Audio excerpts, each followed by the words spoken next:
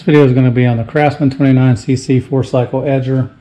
Had a couple questions how to change the blade on it. Blade change is pretty simple on this. I'm going to show you how to do it. It should take you about 2 minutes if you have a couple tools.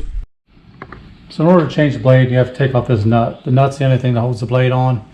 But as you see, the shaft will rotate on the inside. So what you need is a Allen head socket. This is a 5/16 and a ratchet. You can insert that in there, and basically that's going to let you turn the motor or not turn the motor.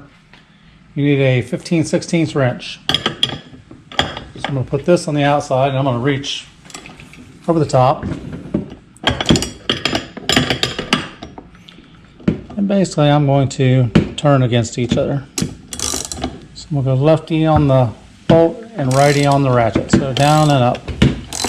So down, up. Once you get the nut off, pull your Allen wrench out. Blade comes off. New blade on. Nut back on.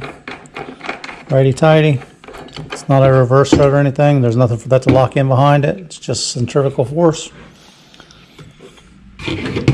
Back to the wrench and the ratchet. And reverse it this time. This time I'm going to go left with my ratchet and right with my wrench.